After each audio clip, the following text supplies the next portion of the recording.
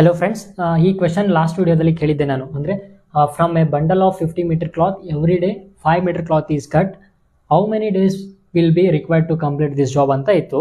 ಈ question answer ಮಾಡಿದ್ದೀರಾ, ಸ್ವಲ್ಪ ಜನ 10 ಅಂತ ಮಾಡಿದ್ದೀರಾ. ಈ ಸ್ವಲ್ಪ ಕನ್ಫ್ಯೂಷನ್ಗೆ ಇದೆ. ಅಂದರೆ ಏನು ಅನಿಸುತ್ತೆ ಅಂದರೆ ಡೈರೆಕ್ಟ್ಲಿ 10 ಅಂತ ಅನಿಸುತ್ತೆ. ಯಾಕಂದರೆ ದಿನಕ್ಕೆ 5 ಮೀಟರ್ ಕಟ್ ಮಾಡಿದರೆ 50 ಮೀಟರ್ ಅಂದರೆ 10 ದಿನ ಅಂತ ಅನಿಸುತ್ತೆ. ಬಟ್ ಅದು 50 ಮೀಟರ್ ಕ್ಲಾತ್ ದಿನಕ್ಕೆ 5 ಮೀಟರ್ ಕಟ್ ಮಾಡಿದರೆ ಎಷ್ಟು ದಿನ? 10 ದಿನ ಆಗುತ್ತೆ ಅಂತ ಅನಿಸುತ್ತೆ. ಬಟ್ ಇಲ್ಲೇ ನೀವೇ ಹೇಳಿ ಆನ್ಸರು. ಇದು 50 ಮೀಟರ್ ಕ್ಲಾತ್ ಇದೆ ಅಂತ ಅನ್ಕೊಳ್ಳಿ. ಇದು 5 ಮೀಟರ್ ಒಂದು ಸಲ ಕಟ್ ಮಾಡಿದ್ರಿ, ಎರಡನೇ ದಿನ ಕಟ್ ಮಾಡಿದ್ರಿ, ಮೂರನೇ ದಿನ ಕಟ್ ಮಾಡಿದ್ರಿ, ನಾಲ್ಕನೇ ದಿನ ಕಟ್ ಮಾಡಿದ್ರಿ, 5ನೇ ದಿನ ಕಟ್ ಮಾಡಿದ್ರಿ, 6ನೇ ದಿನ, 7ನೇ ದಿನ ಕಟ್ ಮಾಡಿದ್ರಿ, 8ನೇ ದಿನ ಕಟ್ ಮಾಡಿದ್ರಿ, ಆಮೇಲೆ 9ನೇ ದಿನ ಕಟ್ ಮಾಡಿದ್ರಿ. ಹೌದಾ? ನಮ್ಗೆ ಎಷ್ಟಿದೆ ಅಂದರೆ 5 ಮೀಟರ್ ಕಟ್ ಮಾಡಬೇಕು ಅಂತಂದರೆ 50 ಮೀಟ್ರಲ್ಲಿ 10 ಪಾರ್ಟ್ ಸಿಗ್ಬೇಕು ನಮ್ಗೆ. ಹೌದಾ? 1 2 3 4 5 6 7 8 9 10 ಪಾರ್ಟ್ ಸಿಕ್ಕಿದೆ. ಬಟ್ ನಾವು ಎಷ್ಟು ಸಲ ಕಟ್ ಮಾಡಿದ್ದೀವಿ? 1 2 3 4 5 6 7 8 9. ಆನ್ಸರ್ 9 ಆಗುತ್ತೆ.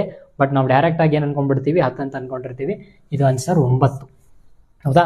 ಯಾಕಂದರೆ 50 ಮೀಟರ್ ಇರೋದ್ರಿಂದ 9 ಸಲ ಕಟ್ ಮಾಡಿದರೆ ಇನ್ನೊಂದು ಪೀಸ್ 5 ಮೀಟರ್ ಲಾಸ್ಟ್ ಉಳಿಯುತ್ತೆ. ಅದು ಕಟ್ ಮಾಡೋಕ್ಕಾಗಲ್ಲ, ಅದು ಆಲ್ರೆಡಿ ಕಟ್ ಆಗೇ ಇರುತ್ತೆ. ಅದಕ್ಕೆ ಹಿಂಗಾಗಿ ಅದು 9, 10 ಆಗಂಗಿಲ್ಲ. This is the correct answer. Okay, thank you for your reply.